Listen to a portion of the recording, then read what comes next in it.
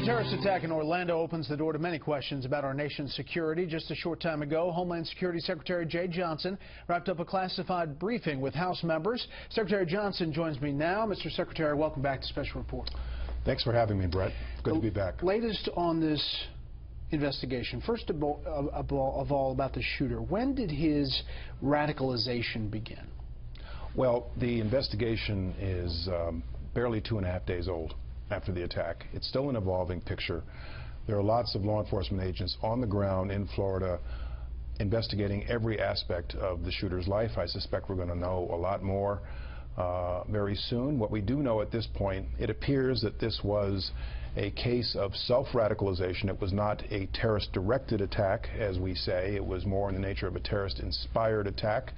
He does not appear to have been part of any group or any cell.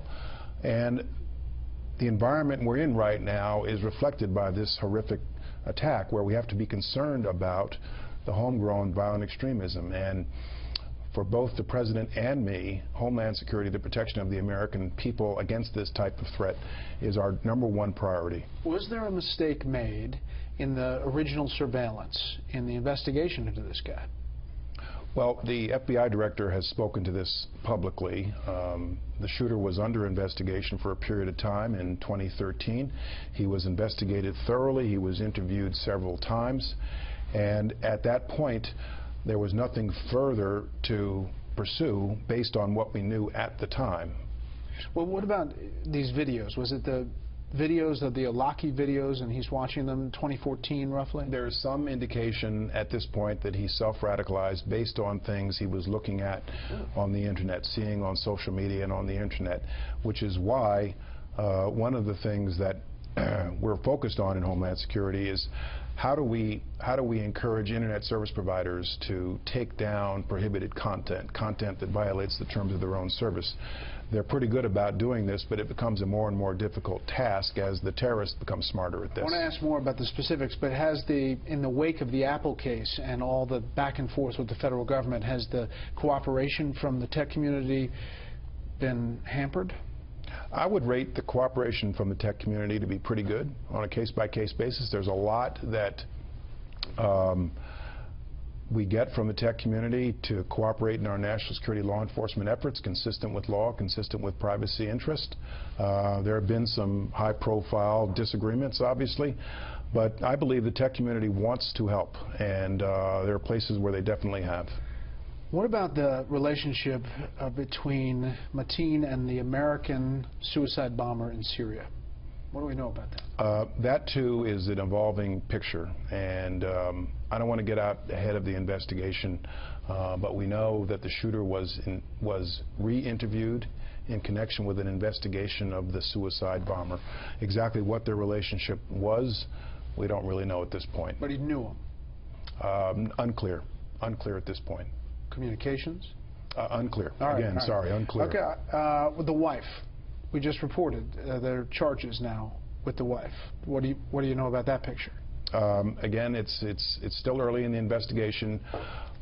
What I have said publicly numerous times, and which I think bears repeating, is that when someone self-radicalizes, there's almost always someone close to that individual who sees the signs, who might be aware of what's going on, who is aware that the individual is plotting to commit an act of violence and may be headed in that direction. And so this is why our See Something, Say Something campaign is so important. Public vigilance, public awareness can make a difference and is important. Encouraging people who are maybe 1, 2, or 3 degrees of separation removed from somebody headed in the wrong direction to say something, not necessarily to law enforcement, but to a community leader or somebody else. Is this radicalization on the rise? Is America safe? We have to be concerned about the homegrown violent extremist. We are taking the fight to the Islamic State pursuant to the President's direction. We're killing these guys where they rear their heads in places like Iraq and Syria. But we've got to be concerned about those here in the United States who self-radicalize, which is why our whole of government efforts to take them down with law enforcement, to build bridges to the American Muslim community so that they help us help them, has become all the more important, Brett. The Department's Terrorism Advisory Bulletin, rolled out in December, expires on Friday. Yes, it does. The most recent bulletin alludes to the U.S. being in a heightened threat environment due to self-radicalization, homegrown actors, and obviously it's an understatement after Sunday's attack. In light of all of this, how do you now classify the threat environment in the U.S.? We're going to be issuing a new NTAS bulletin very soon, on or before June 16th, when the old one expires. We're definitely going to have some things to say about Orlando and the current threat picture.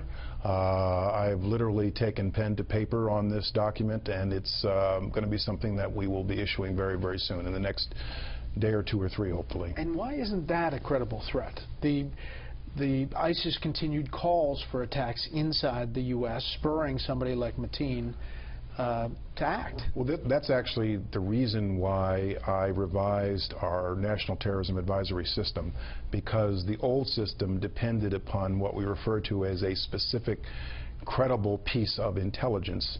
When ISIL makes a public call for attacks, and we see attacks happening in places like Canada and Europe and now here in the United States, it creates a certain threat picture that we think we need to describe to the public, though there is no specific credible threat of the traditional type that we think of. I heard you say today that Homeland Security now is intertwined with gun control. Yes. This is Lindsey Graham just moments ago on the Senate floor talking about this issue. When people call for gun control, you don't understand what's going on here. This is not a gun control issue. If it were, there would be no attacks in Europe. This is a radical Islamic effort, sometimes individually, sometimes collectively, to break our will, destroy our way of life, and we're not dealing with it sufficiently. We should have an approach to this problem as we're at war. We should follow people who are sympathetic to the enemy, monitor their behavior to prevent what happened in Florida, gather intelligence. We should never close a file against a suspected sympathizer to ISIL because you can't prove a crime. Your reaction to all that?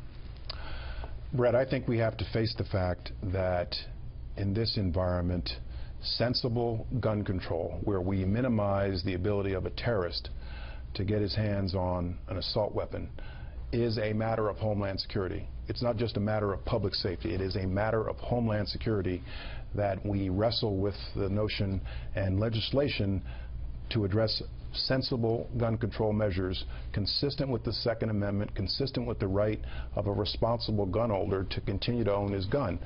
And so you don't buy the argument that, hey, 9/11, they didn't have it. They had box cutters, and there are bombs, and no matter what, the terrorist threat is still going to come after us.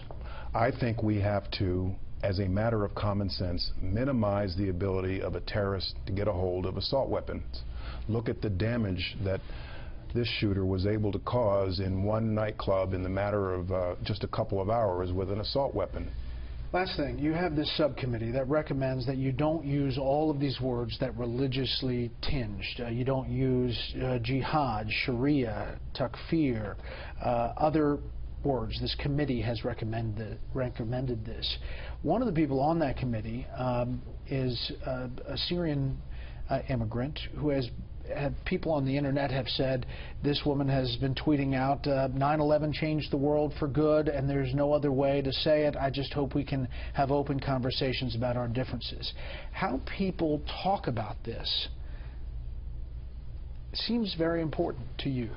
Well, the subcommittee is a subcommittee that makes recommendations to us. I'm focused more on the reality of the fight and the reality of the challenge. In our efforts here domestically to build bridges to American Muslim communities, what these communities repeatedly say to me, for example, is the Islamic State is attempting to hijack my religion. So there's this big debate about, is it Islamic extremism versus violent extremism, which the President talked about today. As a practical matter, we will get nowhere building bridges to American Muslim communities if we dignify the Islamic State as occupying some segment of their religion. Islam is about peace, and that's what I hear repeatedly from American Muslim communities. Have you stopped any other outside of the hemisphere illegal immigrants coming across the border in recent months? We have, on some occasions, apprehended people on the southwest border from the Middle East region. They're referred to as special interest aliens, and when that happens, all sorts of databases are consulted, law enforcement's brought in, and they are detained as long as we can legally hold them until we figure out exactly who they are and what's going on, and they're put in deportation proceedings. If there's a criminal case to be had, we'll bring a criminal case, but we'll detain them as long as we lawfully can until they are deported. Roughly that number? Do you know? I don't have the number offhand. It's a relatively rare instance, but it's something we're very, very focused on, and I've just asked my people to double down on knowing exactly who the smuggling organizations are in Central and South America who may be making special efforts to find people in the Middle East to bring them here. But if we find them, we're going to detain them, and if there's a case, we'll prosecute them. Mr. Secretary, we always appreciate your time. Thanks, Brett.